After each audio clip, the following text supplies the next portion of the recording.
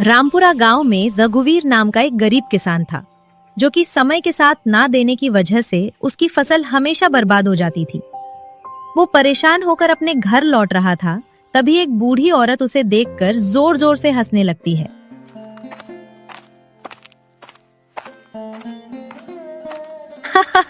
अरे कहाँ जा रहा है? तेरी तो कुछ ही दिनों में मृत्यु होने वाली है। ये कैसी बकवास बातें कर रही हो? ये भला कैसे हो सकता है? अरे मैं अभी तो अच्छा खासा हूँ, फिर मैं कैसे मरूंगा? मारने वाला कोई और नहीं बल्कि तेरा ही बेटा होगा। वो तुझे मारेगा और तेरे साथ तेरी पत्नी को भी, और साथ ही पूरे गांव पर खतरा बनकर टूटेगा। इसलिए कुछ ऐसा कर जिससे ये सब रुक जाए। ये क्या सठिया गई हो क्या बुढ़ापे में? हैं? अभी मेरा बेटा सिर्फ 8 साल का है, वो भला मुझे कैसे मार सकता है? दिमाग ठीक तो है तुम्हारा? मेरा कहा हुआ कभी झूठ नहीं होता, और ये सच है। वो बूढ़ी औरत वहां से चली जाती है और रघुवीर भी परेशान होकर जाने लगता है। तभी ये बातें सुरेश सुन लेता है। ओ ओ ओ ओ, तो इसका मतलब ये हुआ कि रघुवीर के बेटे से पूरे गांव को खतरा है, और मुझे ये बात जाकर मुखिया जी को बतानी चाहिए, और रघुवीर के बेटे को किसी न किसी तरह से तो मारना ही होगा, नहीं तो पूरे गांव वाले खतरे में पड़ जाएंगे। हाँ, जल्दी से जाता हूँ मुखिया जी के पास। इतना कहकर सुरेश भागकर मुखिया के पास जाता है।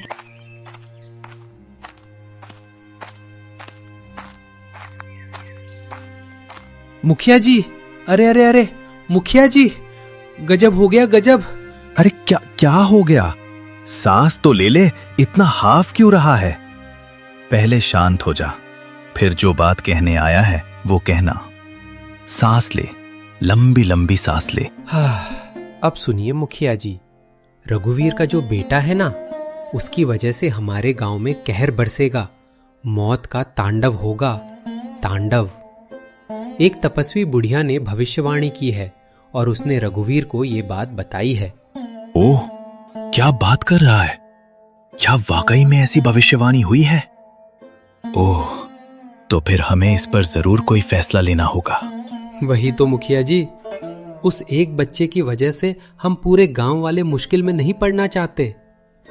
चलिए, मैं तो कहता हूं अभी के अभी उसे मारना चाहिए। ना रहेगा बांस, ना बजेगी बांसुरी। हाँ, हम ये बात तुम बिल्कुल ठीक कहते हो।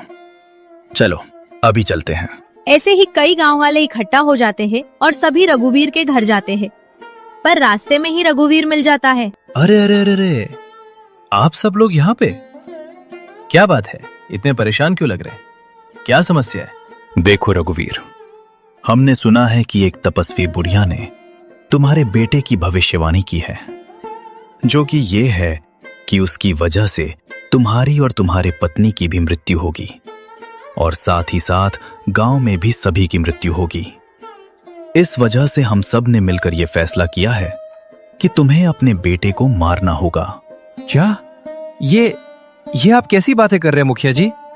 अरे वो मेरा इकलौता बेटा है, इकलौता, उसे मैं कैसे मार सकता हूं?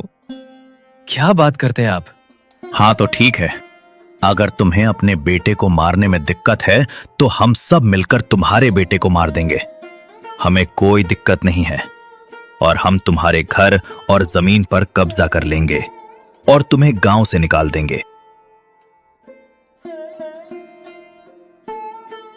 क्या? अरे नहीं नहीं नहीं नहीं, ऐसा मत कहिए, ऐसा मत कहिए मुखिया जी, वो मेरी एकमात्र उम्मीद है। अगर आप सब उसे भी ले लेंगे तो हम तो जीते जी मर जाएंगे। हमारा घर परिवार सब कुछ तबाह हो जाएगा, सब नष्ट हो जाएगा। फालतू के रोने गाने से कुछ नहीं होगा। जल्दी से फैसला लो, या तो बेटे की कुर्बानी से पूरे गांव का भला होगा, या तुम्हारे पूरे परिवार को हम लोग मिलकर मारेंगे। हाँ मुखिया जी, बिल्कुल ठीक कह रहे हैं। हम सब तुम्हारे बेटे की वजह से खतरे में क्यों पड़े भाई? क्यों गांव वालों? हाँ हाँ हाँ हाँ हो हाँ। और नहीं तो क्या, हम खतरे में नहीं पड़ना चाहते। और सुनो, हमारा दिल बड़ा है, इसीलिए हम तुम्हें 1 दिन का वक्त देते हैं। 1 दिन के अंदर तुमने अपने बेटे को खत्म नहीं किया तो इसकी भारी कीमत तुम्हें चुकानी पड़ेगी। याद रखना ये बात। याद रखना। सभी वहां से चले जाते हैं और रघुवीर परेशान होकर घर पहुंचता है। अरे राम राम राम। अब मैं करूं तो करूं क्या? ये तो बहुत बड़ा संकट बन गया। अगर मैं अपने बेटे को नहीं मारता तो हमारी जमीन और घर सब चले जाएंगे और ऊपर से गांव वाले सब खतरे में पड़ जाएंगे। ये मैं कहां फंस गया? अब मैं क्या करूं, कैसे करूं, समझ नहीं आ रहा। क्या हुआ जी? आप इतने परेशान क्यों लग रहे हैं? सब ठीक तो है ना? गौरी, अरे मैं तुम्हें क्या बताऊं, तुमको पता है। आज मैं खेत से लौट रहा था तो एक बूढ़ी औरत मिली। उसने हमें बताया कि हमारा बेटा हम दोनों की हत्या करेगा और साथ ही पूरे गांव वालों पर कहर बनकर टूटेगा। ये कैसी बातें कर रहे हो? भला ऐसा थोड़ी ना होता है। हमारा बेटा तो अभी सिर्फ 8 साल का है। आप ये सब दिमाग से निकाल दीजिए।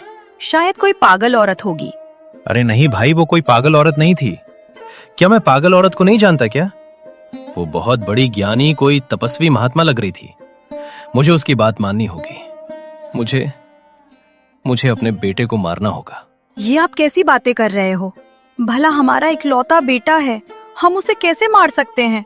वो भी एक पागल औरत के कहने पर। नहीं नहीं नहीं गौरी, कुछ भी हो जाए मैंने फैसला कर लिया है। मैं अपने बेटे को मार के रहूंगा। मैं एक जान के बदले पूरे गांव की जान को खतरे में नहीं डाल सकता। मैं सब बताना चाहती हूँ। ये सब जो हो रहा है, पर चाहकर भी आपको नहीं बता सकती। अब मैं क्या करूँ? अरे मुझे पूरे गांव को बचाना है गौरी। एक तरफ पूरा गांव है, एक तरफ मेरा परिवार, मेरा बेटा, मेरे कलेजे का टुकड़ा। हे भगवान, हे भगवान, ये कैसी दुविधा में डाल दी है। भगवान, एक तरफ है मेरा बेटा और एक तरफ है गांव वाले। मैं क्या करूं? किसकी सुनो, कहां जाऊं, क्या करूं? नहीं जी, ऐसा मत करिए। मैं अपने बेटे के बिना टूट जाऊंगी। मैं उसे बहुत प्यार करती हूँ और इसके बिना नहीं रह सकती। ऐसा मत कीजिए। तुम हिम्मत रखो भाग्यवान।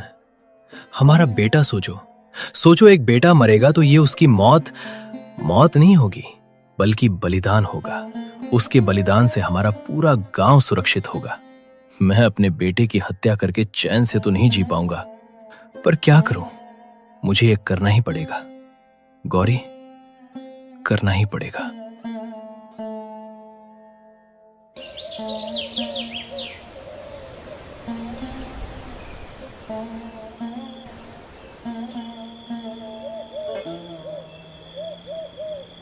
तभी मुखिया वहां पर आ जाता है। तो रघुवीर, आखिरकार तुमने क्या फैसला किया? तुम दोनों अपने बेटे की बलि दे रहे हो या नहीं? साफ साफ स्पष्ट बताओ। मुखिया जी, ये बहुत बड़ी दुविधा है। हमें थोड़ा वक्त दीजिए। हम आज ही अपने बेटे की बलि दे देंगे। बहुत अच्छे, बहुत अच्छे। तो ठीक है, गांव वालों के सामने अपने बेटे की बलि देना, ताकि सभी गांव वाले अपने आंख से देख सके कि हाँ, इस गांव की सबसे बड़ी मुसीबत खत्म हो गई है। नहीं मुखिया जी, मैं नहीं चाहती कि मेरे बेटे का खून कोई देखे। मैं उसे अकेले में मारना चाहती हूँ, क्योंकि मेरा बेटा बहुत मासूम है और उसकी हत्या का तांडव मैं नहीं चाहती कि गांव के और बच्चे देखकर डर जाएं। ये भी ठीक है। ठीक है, तुम सही कह रही हो। तो तुम अकेले में अपने बेटे की बलि दो।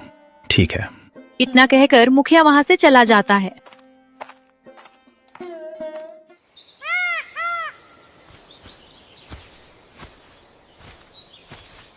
देखो गौरी, अगर मैंने अपने बेटे को नहीं मारा तो पूरे गांव वाले हमारे बेटे को भूखे भेड़िए की तरह झपट्टा मारेंगे, नोच खाएंगे उसको। ठीक है, बस मेरी एक बात मान लीजिए। ओहो, समझ क्यों नहीं रही हो? ठीक है, क्या बात है, बोलो, जल्दी बोलो। मैं तुम्हारी सारी बात मान लूंगा, लेकिन बस ये मत कहना कि बेटे को छोड़ना है। अब बोलो। तुम अपने बेटे को मारते वक्त अपनी आंखों पर पट्टी बांध लेना। अगर तुम उसकी हत्या होते हुए देखोगे तो पूरी जिंदगी खुद को दोषी मानते रहोगे। हाँ, तुम सही कहती हो। ठीक, मैं ऐसा ही करूंगा। मैं आंखों पर पट्टी बांध दूंगा। ठीक है।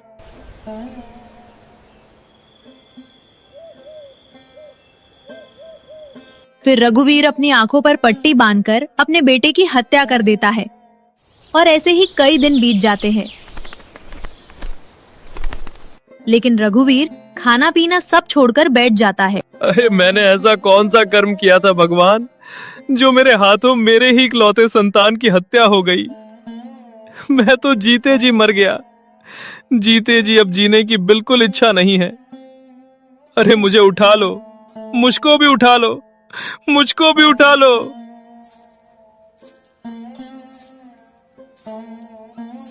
ये आप क्या कर रहे हैं? आप ऐसे खाना पीना छोड़ेंगे तो तबीयत खराब हो जाएगी। मेरी बात मानिए, कुछ खा लीजिए। आप कई दिनों से कुछ भी नहीं खा रहे हैं।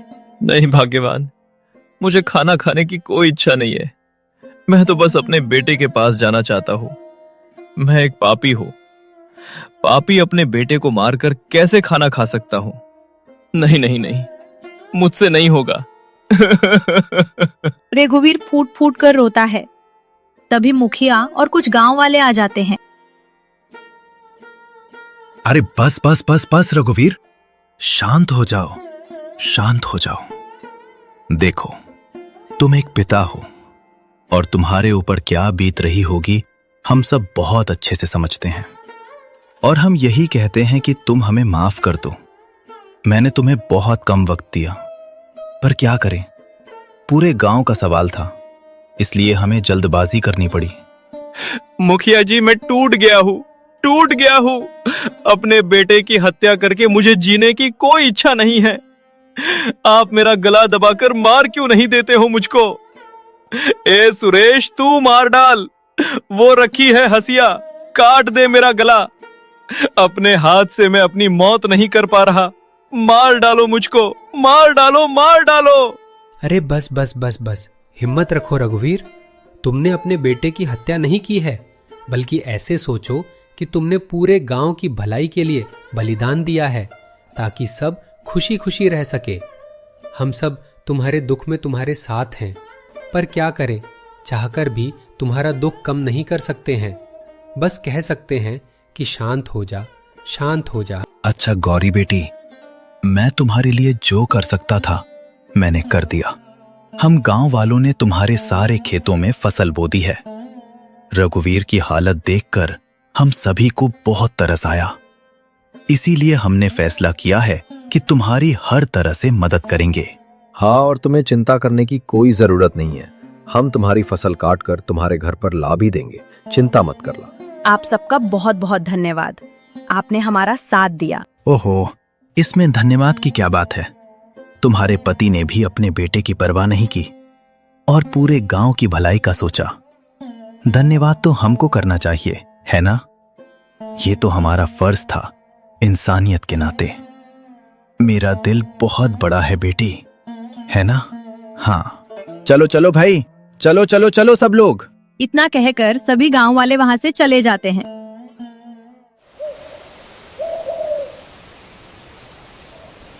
वक्त आ गया है, मुझे अब उससे मिलना ही होगा।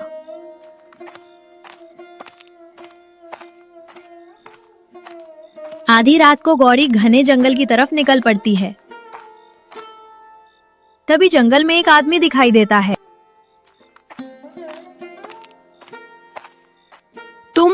तुमने ये क्यों किया विक्रम? अगर तुमने मेरी बात नहीं मानी गौरी, तो देखा नहीं अभी तुम्हारे पति को तोड़ ही दिया है अपने बेटे की हत्या के शोक में। उसके बाद मैं क्या कर सकता हूँ तुम्हें पता है ना? नहीं, तुम ऐसा नहीं कर सकते हो, ये ठीक नहीं है। हाँ, मेरे कहने पर तेरे पति के हाथों से तुम्हारे बेटे की हत्या करवा दी, तो समझ लो कि मैं और क्या क्या कर सकता हूँ। मैं जानती थी ये सब तुमने किया है, पर याद रखो, मैं भी इतनी जल्दी हार मानने वाली नहीं हूँ। तुम्हारे पास अभी भी समय है, मेरी बात मान ले गौरी, नहीं तो तुम्हारे पति को मैं मार दूंगा और फिर तुम्हारे पास और कोई रास्ता नहीं बचेगा मेरी बात मानने के सिवा, समझे? तुम ऐसा कुछ नहीं कर पाओगे। इतना कहकर गौरी हंसते हुए आगे बढ़ जाती है। ओह, इतना गुरूर! आखिरकार ये इतना मुस्कुरा क्यों रही है? क्या कहीं ये कुछ ऐसा तो नहीं जानती जो मुझे नहीं पता है? मुझे इसका पीछा करना चाहिए। जो कुछ भी छिपा है मुझे खुद ही पता चल जाएगा। हाँ। वो चुपके से गौरी का पीछा करता हुआ घने जंगल की ओर बढ़ जाता है। और गौरी घने जंगलों की ओर चली जाती है। कुछ दूर जाने के बाद उसे एक बैल मिलता है। आओ आओ आओ आओ। गौरी, तुमने अपना कार्य पूरा कर लिया? जैसा मैंने कहा था तुमने वैसा किया ना? तुमने जैसा कहा था मैंने वैसा ही किया। अब बताओ मेरा बच्चा कहाँ है? सुरक्षित तो है ना? तुम्हारा बच्चा बिल्कुल सही सलामत रखा हुआ है। देखो सामने जो एक गुफा है, उसी गुफा में तुम्हारा बच्चा है। तुम्हारा बहुत बहुत धन्यवाद। गौरी गुफा की तरफ निकल पड़ती है और जैसे ही गुफा में जाती है तभी उसका बेटा मोहन रोने लग जाता है। माँ, माँ, माँ, माँ, आप मुझे छोड़कर क्यों चली गई थी? बताओ ना, मैं आपको बहुत याद कर रहा था। मैं हर पल रो रहा था। अरे मेरे लाल, मेरे मोहन, मैं तो तुझसे कभी दूर हो ही नहीं सकती थी। हालात ने मुझे मजबूर कर दिया था। पर देख, तेरी माँ तुझे लेने आ गई है। माँ, मुझे बहुत डर लगता था। मैं सोचता था कि आप मुझे कभी वापस लेने नहीं आओगे और मुझे इस गुफा में बहुत डर भी लगता था। मुझे पिताजी की बहुत याद आती है। माँ, मुझे ले चलो ना पिताजी के पास, मुझे उनसे मिलना है। नहीं मेरे बेटे, मैं तुझसे दूर रह ही नहीं सकती। तू मेरी सासें है। अब चाहे कुछ भी हो जाए, मैं तुझे फिर कभी अकेला नहीं छोड़ूंगी। दोनों रोते हुए एक दूसरे को कसकर गले लगा लेते हैं। तभी उसका पीछा करते हुए वहाँ पर विक्रम आ जाता है। ओ, तेरा बच्चा तो मर गया था ना? फिर ये क्या चक्कर है? ये जिंदा कैसे है? जैसे तूने उस तांत्रिक बुढ़िया से मिलकर मेरे पति और गांव वालों को फंसाया था, उसी तरह मैंने अपने बच्चे को बचा लिया। अच्छा, तो तूने इस बच्चे को जान से मारा ही नहीं और इसे यहाँ छुपा कर रख दिया। क्यों रे, है ना? तू एक माँ की शक्ति को देख। एक माँ अपने ऊपर आ जाए तो अपने बच्चों को कहीं से भी बचा लेती है। फिर तू तो एक धोखेबाज है। तेरी वजह से मैं अपने बच्चे की बलि चढ़ने देती। ये कौन है माँ? और ये इस तरह से बातें क्यों कर रहा है? कौन हो तुम? चले जाओ यहाँ से, समझे? कुछ नहीं बेटा, बस ये एक गंदे किस्म का आदमी है जिसके बारे में ना ही जानो तो ही बेहतर रहेगा। मैं तेरी अकल अब ठिकाने लगाता हूँ। मैं जाकर गांव वालों को तुम्हारी सारी सच्चाई बता दूंगा, जिससे कि वो खुद ही तुम्हें, तुम्हारे बेटे और तुम्हारे पति को मार देंगे। अब तू देख मैं क्या करता हूँ। बड़ी आई चालबाज।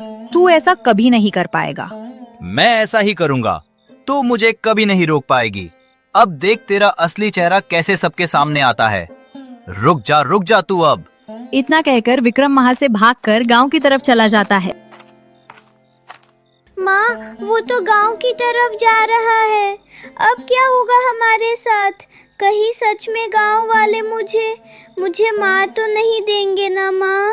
नहीं माँ, मैं अभी नहीं मरना चाहता। मैं आपके साथ और पिताजी के साथ रहना चाहता हूँ।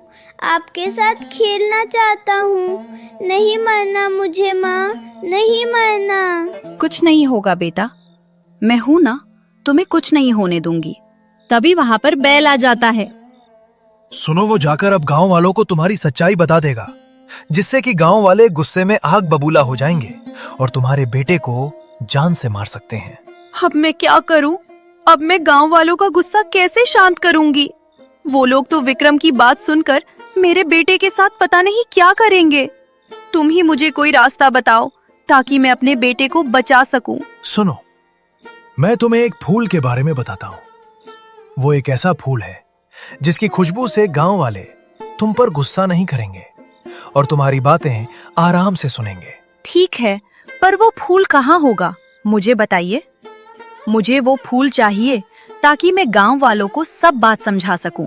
सुनो, फूल पाने के लिए तुम्हें कोई कीमती चीज उसके पास देना होगा, क्योंकि बिना कीमती चीज दिए वो फूल नहीं देता है। मेरे पास अभी कुछ कीमती नहीं है सिवाय मेरे प्राण के। मैं अपने प्राण देने को तैयार हूँ, बस मुझे वो फूल ला दो। ठीक है, वो फूल लाकर देता हूँ। तुम यहीं रुको, मैं लेकर आता हूँ।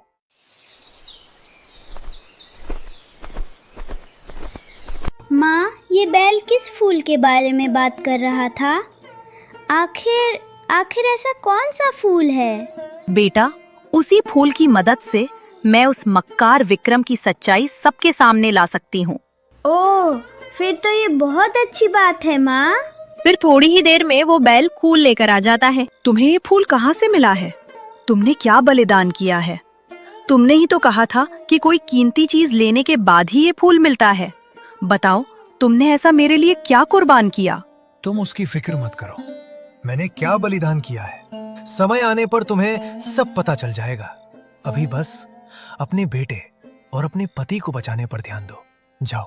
बहुत बहुत धन्यवाद, तुम मेरी बहुत मदद कर रहे हो। तुमने भी तो मेरी बहुत मदद की है ना, ये तो मेरा फर्ज है। जाओ जाओ जाओ जाओ जाओ जाओ। माँ, ये बैल कौन था? इसने मेरी जान बचाई और इतने दिनों तक मेरी देखभाल भी की, पर मुझे इनके बारे में कुछ भी नहीं पता। ये कौन है? ये बोलते क्यों हैं हमारी तरह? मैंने और जानवरों को तो नहीं देखा बोलते हुए। बेटा, ये तुम नहीं समझोगे। जब तुम बड़े हो जाओगे तब इसके बारे में सब समझ जाओगे। अब चलो, हमें गांव जाना होगा। गौरी और मोहन वहाँ से निकल जाते हैं। वहीं दूसरी तरफ विक्रम गांव पहुँच जाता है। अरे सुनो सुनो सुनो, सभी गांव वालों सुनो, ध्यान से सुनो। ये रघुवीर का बेटा मरा नहीं है, वो जिंदा है, जिंदा। उसकी पत्नी ने हम सबको धोखा दिया है, क्योंकि उसने अपने बेटे को जिंदा रखा और हमें मौत के तांडव में डाल दिया। इसकी वजह कोई और नहीं बल्कि रघुवीर की पत्नी है। पत्नी गौरी, वही इसकी जिम्मेदार है। क्या कहा? उसकी पत्नी ने अपने बेटे को बचा लिया? नहीं नहीं नहीं नहीं, उसने साफ साफ धोखा दिया है। इसे हम जीवित नहीं छोड़ेंगे। गांव वालों, अब कोई मौका नहीं दिया जाएगा। बिल्कुल मुखिया जी, आप बिल्कुल ठीक कह रहे हैं। उसने अपने बेटे को बचाने के लिए हम सब की जान को खतरे में डाल दिया है। उसे इसकी सजा तो मिलनी ही चाहिए। हाँ, बिल्कुल सही। और ऐसी औरत की वजह से हमारे गांव के कितने आदमी मारे जाएंगे, बताओ भला। तभी ये बात रघुवीर सुनकर घर से बाहर आता है। अरे अरे अरे, ये तुम लोग क्या कह रहे हो? अरे मैंने तो अपने बेटे को अपने इन्हीं हाथों से मारा था, फिर वो कैसे जीवित हो सकता है? अरे कैसे? क्या? सीधी सी बात है कि तुम्हारी पत्नी ने तुमको भी धोखा दिया है। वो अपने बेटे को एक गुफा में छुपा कर रखी थी। मैं अभी उसे देखकर आया हूँ। दोनों लिपट लिपट कर रो रहे थे। बस बहुत हो गया रघुवीर, अब इसकी सजा हम देंगे। तुम्हारे बेटे को हम सब मिलकर मारेंगे और तुम्हारी पत्नी को भी इसकी कड़ी से कड़ी सजा देंगे। उसने हमें नहीं बल्कि पूरे गांव को धोखा दिया है। ठीक है साथियों, तो हम सब उसे देखते ही खत्म कर देंगे, वरना पता नहीं हमारे गांव में और कितनों की मौतें होंगी। चलो। तभी गौरी अपने बेटे के साथ वहाँ पर आ जाती है और एक गांव वाला चाकू लेकर दौड़ता है और मोहन को मारने की कोशिश करता है। तभी गौरी वो फूल निकालकर उस व्यक्ति के आगे रख देती है। गांव वाले फूल की खुशबू से शांत हो जाते हैं और वहीं रुक जाते हैं। हाँ, ये तुमने क्या किया? हमारे गांव वालों पर तुमने काला जादू किया है क्या? मुखिया जी, शांत हो जाइए। हमने कोई काला जादू नहीं किया। ये इस फूल की खासियत है कि एक गुस्से वाले आदमी को शांत कर देता है। मैं आप सबको एक बात बताना चाहती हूँ। बस अब मैं तुम लोगों की कोई बात नहीं सुनने वाला हूँ। मैं समझ गया हूँ कि तुमने क्यों कहा था कि अपनी संतान की बलि अकेले में देना चाहती हो, ताकि अपने बच्चों को बचा सको, है ना? और हम सबको बेवकूफ बना सको, है ना? नहीं मुखिया जी, ये सच नहीं है। जो मैं कह रही हूँ वो सच है, झूठ नहीं है। भाग्यवान, मुझे समझ में नहीं आया कि तुमने आखिरकार हमारे बेटे को बचाया कैसे। मैंने तो उसे अपने हाथों से मारा था, फिर ये कैसे हुआ? जी, मैंने आपकी आंखों पर जो पट्टी बांधी थी, उसे बांधते ही मैंने मोहन को वहाँ से हटा दिया था और वहाँ एक केले का धम रख दिया था, ताकि आप जोर से काटो और आवाज आए तो आपको लगे कि आपका बेटा इस दुनिया में नहीं है। और आप उसी वक्त बेहोश भी हो गए थे, तो आपको कुछ भी पता नहीं चला था। ओह, तो फिर मोहन कैसे और कहाँ था इतने दिनों तक? मेरी एक बचपन की अच्छी दोस्त है जिसने मेरी मदद की और मेरे बच्चे को सही सलामत अपने पास रखा। गौरी, तुमने हम सबको धोखा क्यों दिया? हमारी जान खतरे में क्यों डाली है? अरे मैं कहता हूँ इसे मारना होगा, वरना कीमत पूरे गांव के लोगों को चुकानी पड़ेगी। नहीं नहीं नहीं नहीं, कोई भी मेरे बच्चे को मत छूना। मैं बिना अपने बच्चे के नहीं रह सकता। बस बहुत हो गया। अरे मैं कहता हूँ इसे मारना होगा, वरना कीमत पूरे गांव के लोगों को चुकानी पड़ेगी। चुप हो जाओ विक्रम, तुम्हारी वजह से ही ये सब हो रहा है। क्या बात कर रही हो बेटा? इसकी वजह से? ये क्या कह रही हो तुम? मुखिया जी, वो भविष्यवाणी झूठी है। उस बूढ़ी औरत ने मेरे पति से झूठी बातें कही थी। ये कैसे हो सकता है? वो कभी झूठी भविष्यवाणी नहीं करती है। उस बूढ़ी औरत को ढेर सारा धन चाहिए था। वह तंत्र विद्या करते हुए भी झोपड़ी में रह रही थी और ढेर सारा धन ले लिया था। इसीलिए उसने झूठी भविष्यवाणी की, इस विक्रम की वजह से। अब मैं ऐसा क्यों करूंगा? ये साफ साफ झूठ है।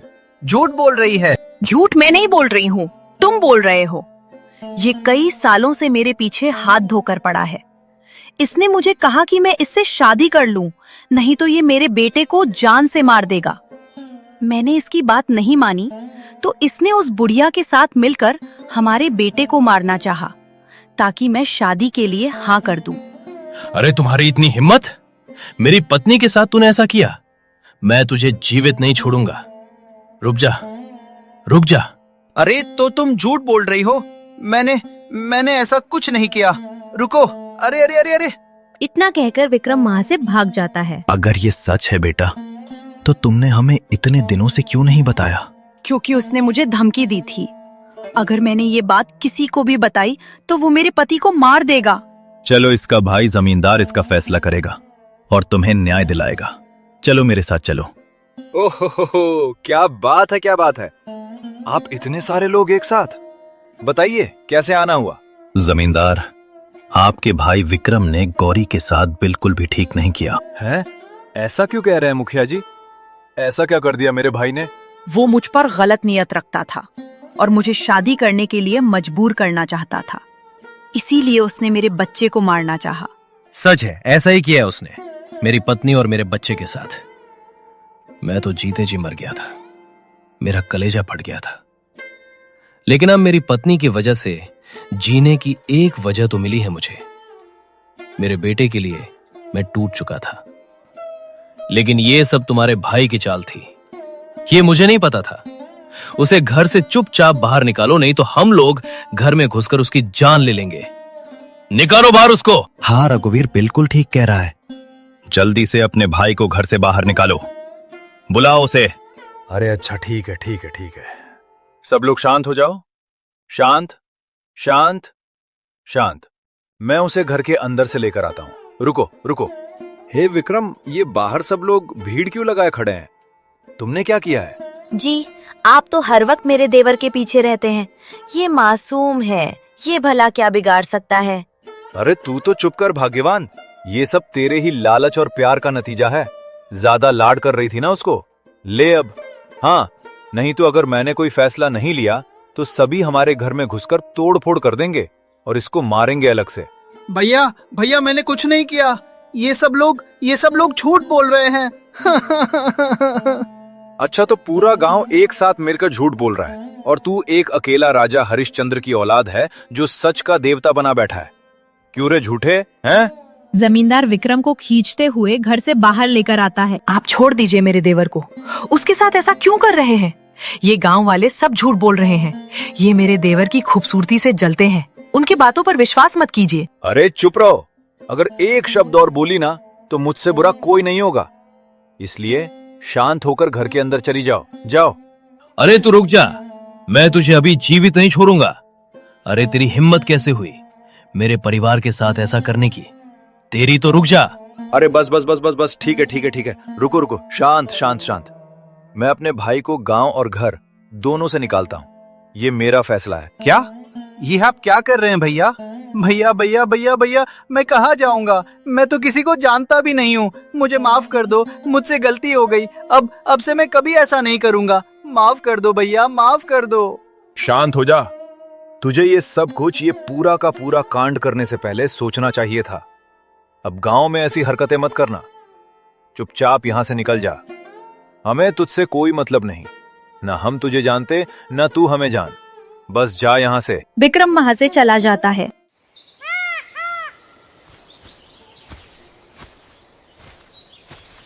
हाँ गौरी बेटा, सुनकर बहुत बुरा लगा।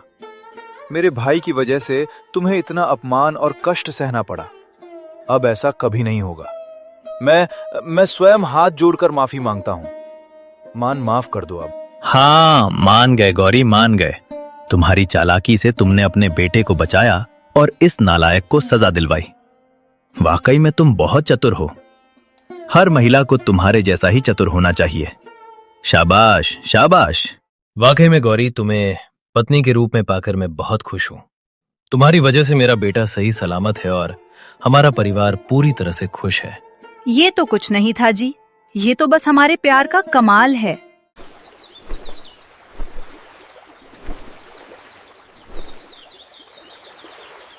माँ, पिताजी, आप लोग कहाँ गए थे? मैं कब से आपका इंतजार कर रहा था। आप दोनों से अब मैं एक पल भी दूर रहना बर्दाश्त नहीं कर पाऊंगा।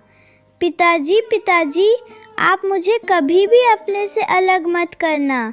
मुझे यहाँ अच्छा नहीं लग रहा था। मैं तो कब से मम्मी से बोल रहा था कि पिताजी से मिलवाओ। हाँ बेटे, मुझे माफ कर दे। मैं झूठी भविष्यवाणी के चक्कर में तुम्हें मारने चला था। मैं क्या कहूँ, मैं शर्मिंदा हूँ। माफ कर दे बेटे, माफ कर दे। नहीं पिताजी, कोई बात नहीं। मुझे ना आपसे कोई शिकायत नहीं है। जो हुआ वो समय की मार थी। अब हम सब हमेशा खुश रहेंगे। हम साथ हैं तो सब अच्छा है। हाँ बेटा, अब हमें कोई तकलीफ नहीं होगी।